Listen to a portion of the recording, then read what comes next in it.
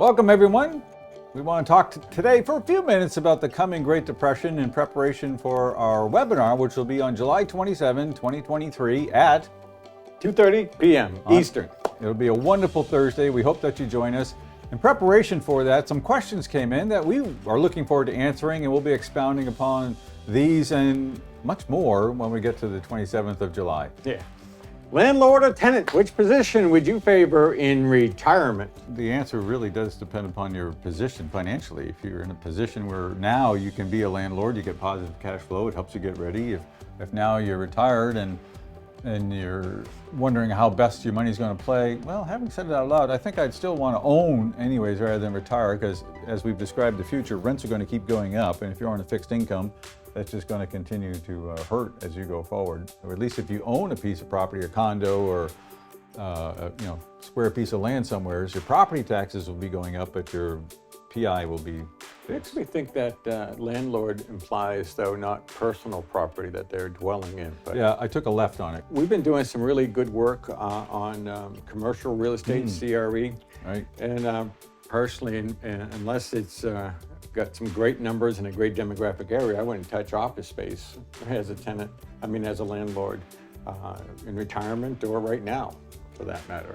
Whereas if you look at industrial space, and that's at an incredibly low vacancy number, and so I would be looking at it as a landlord in that space. So you really have to get very specific about the market, what type of real estate we're talking about, and the geography of what we're talking about. There is some danger, though, in the commercial real estate because of that refinance wall that's coming, right? Because you could buy today's property values on today's cash flow, and then in a few years, the property value can take a hit because of the refi, and all of a sudden there could be a flooding. Well, that's why I'm really concerned about office, because that's at 10.7% vacancy, so that's going to be very hard to generate some good numbers on. The manufacturing, the warehousing, those, if it's owner occupied, that's the key, I think. They're going to be fine. Yep, I think that's the key. If it's an investment, then there's enhanced risk at this point in time. Right. But owner occupied, no doubt in my mind.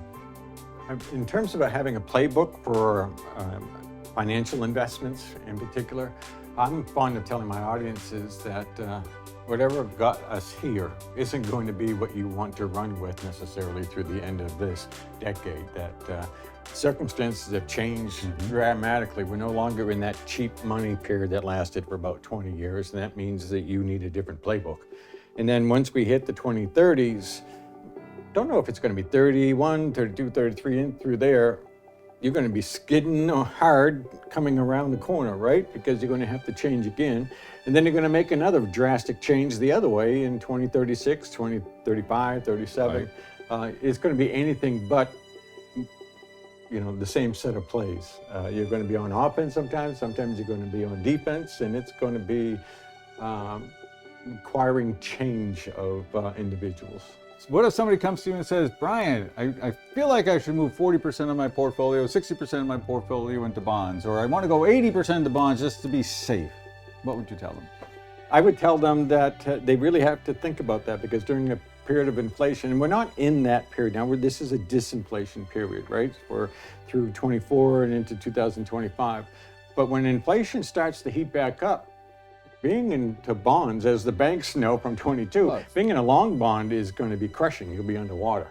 And that's no way to build up your wealth. So you would want to be in a series of short bonds. But our modeling shows that you make more money in the equity side of it than holding on to those short bonds. Exactly.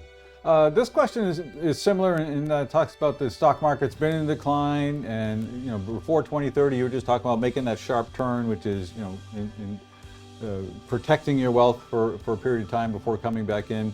But what about now? How should we handle the volatility until 2030? Well, I think you've answered that, in that a lot of it depends on who you are, your position, and your risk tolerance, but you want to make sure that you are in assets that will do better than inflation as we go forward without putting you at high risk, depending on your age. If you're younger, you may be more risk tolerant, but as we get older, tend to be more risk averse, but you always have to stay ahead of inflation as you go into this period. Right.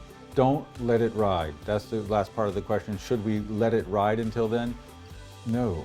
Be active, follow the plan. Right. And the volatility being referred to here is what we call beta. right? The market beta, and how much movement away from the standard deviation can you tolerate? And there are plans out there to actively reduce that volatility. You don't have to experience it every single day, because we expect this market is going to be volatile more often than not between now and the depression.